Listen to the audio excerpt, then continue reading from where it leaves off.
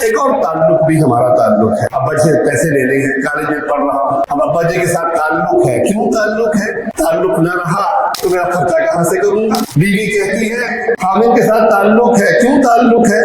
ہر مہینے 1,00,000 روپے دیتا ہے، اگر وہ 1,00,000 روپے دینے کے قابل نہ رہے تو بیوی گھر چھوڑ کے بھاگ جائے۔